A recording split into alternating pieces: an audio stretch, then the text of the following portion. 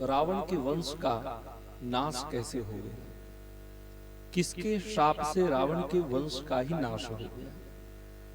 तो इस संदर्भ में देवी भागवत में कथा आती है, 9वें स्कंध की कथा है।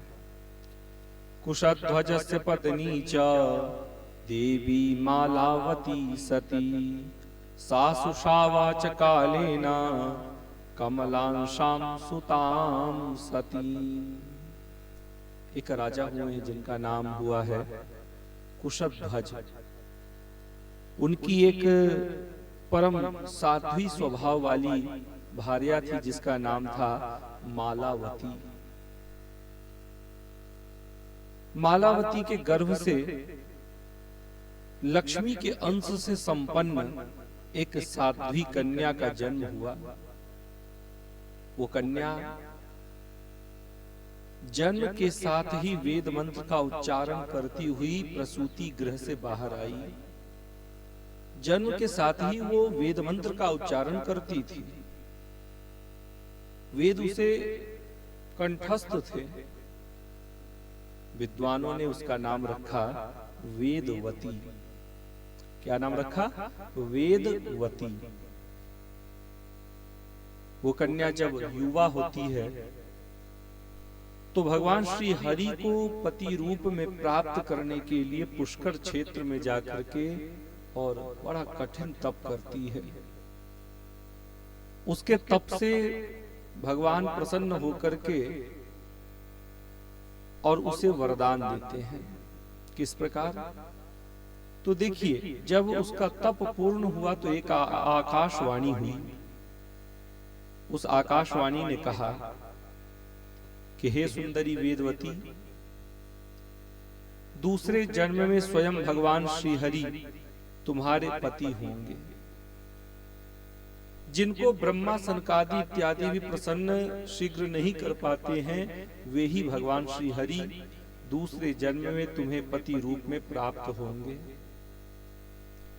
इस आकाशवाणी को सुनकर के वेदवती अत्यंत प्रसन्न हो गई और पुनः गंध मादन पर्वत पर जाकर के निर्जन स्थान में वो तप करने लगी। वहां दीर्घ काल तक तपश्चर्या करती हुई वह निश्चिंत होकर के रहती थी। एक बार उसने अपने समक्ष रावण को देखा। उसी जंगल में कहीं से घूमता हुआ भटकता हुआ रावण आ गया और वेदवती के समक्ष आकर के खड़ा हो गया। उसे देखकर वेदवती ने अतिथि भक्ति से युक्त होकर उसे सुंदर सा स्थान दिया, आसन दिया, बैठो। फल इत्यादि जो भी वहां पर उपलब्ध था, फल इत्यादि से रावण का वेदवती ने स्वागत किया। आपको बताऊं कि रावण उस वेदवती को देख करके काम भाव से व्यथित होकर के, देखिए, रावण ने उस सुंदरी से, उस वेदवती से कहा कि देवी, हे कल्याणी, तुम कौन हो? और रावण ने काम बाण से आहत होकर के वेदवती का स्पर्श किया। बहुत सारे अनुचित शब्द भी कहे रावण ने कि अरे सुंदरी, तुम इस निर्जन वन में क्या कर रही हो? तुम्हारी जैसी सुंदरी को तो मेरे महल में मेरी पत्नी बनकर के रहना चाहिए।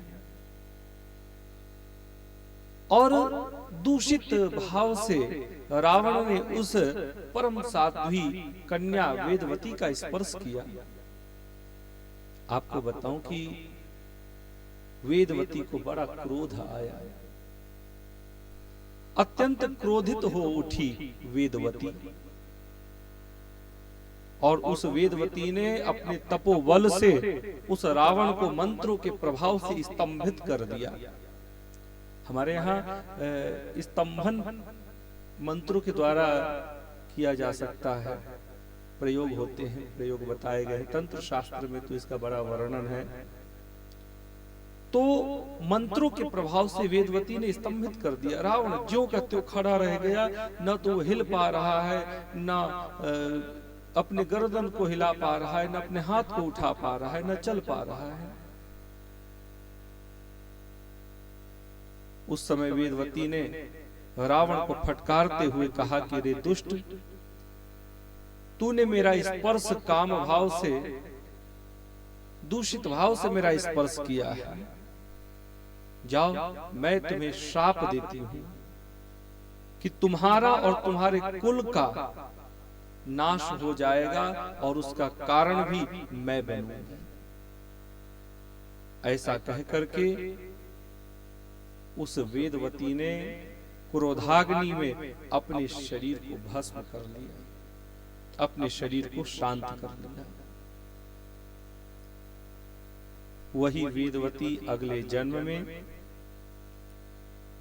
जनक की पुत्री के रूप में आविर्भूत हुई, उनका जन्म हुआ और नाम पड़ा जानकी। यही सीता मैया है। तो आपने मैया सीता के पूर्व जन्म की कथा श्रवण की। बोलिए सीता मैया की जय।